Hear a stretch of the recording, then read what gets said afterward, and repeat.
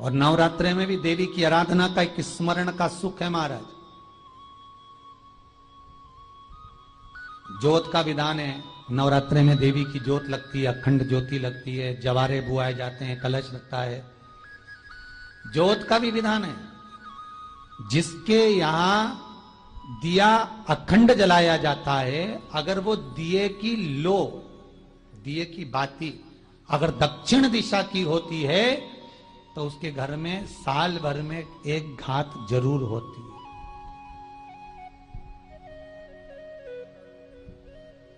जो दिया अखंड जलता है उसकी बाती का मुख दक्षिण का नहीं होना चाहिए। अगर आपने देवी भागवत का स्मरण करा हो, देवी भागवत को अगर सुना हो, तो देवी भागवत में स्पष्ट किया गया कि पूर्व की ओर मुख करा हुआ दिया, अर्थात पूर्व की ओर ज्योत जो जलाई जाती है वो संपदा की वृद्धि करती है।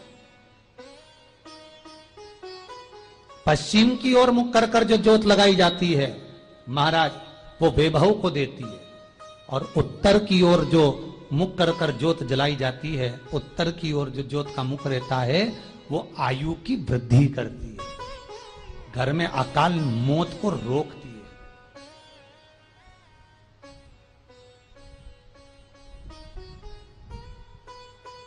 यात्रे का जो भाव तत्व है उसको भी अच्छे से समझ लेना।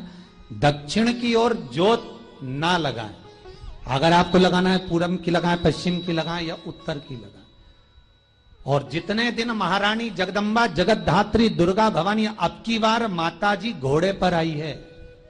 हर बार देवी बदल बदल के आती है, इस बार जो नवरात्रे आए वो घोड़े के आए। तो घोड़े पर जो देवी जी आती है वो समृद्धि को देने वाली आती है, लक्ष्मी की वृद्धि करने वाली आती है। जैसी घोड़े की रफ्तार होती है उस रफ्तार से लक्ष्मी घर में आती है। तो ये मत सोचना कि कोरोना महामारी ने हमको नीचे गिरा दिया या कोरोना महामारी ने रोक दिया, कमाई के स्रोत रोक दिए, धन रोक दिया। चिंता मत करना। मेरी मां जगत जननी दुर्गा भवानी अब की बार घोड़े पर आई है। साल भर में इतना धन दे देगी कि आपने पीछे के 4 साल में नहीं कमाया होगा, इतनी मेरी मां भंडार भर देगी। ये घोड़े पर आई है, कोई साधारण नहीं हो सकता। देवी भागवत में स्पष्ट किया गया, जब जगदम्बा मगर पर आती है उसका भाव अलग है, और जगदम्बा जब हाथी पर आती है उसका भाव अलग है, और जगदम्बा जब घोड़े पर आती है तो जगत को समृद्धिवान बना देती है, वैभव में कमी नहीं आती। अभी भले दुनिया के लोग अभी रोते हैं कि पैसा नहीं आ रहा, कोरोना महामारी ने सब तोड़ दिया, रोक दिया, पर चिंता ना करना। मेरी मां अगर घोड़े पर आई है तो उसका सुख आपको जरूर मिलेगा। एक जरा सी मिट्टी की दुकान भी अगर आप खोल कर बैठेंगे तो चांदी और सोना के बराबर कमाएंगे, इतना धन देगी वो मां।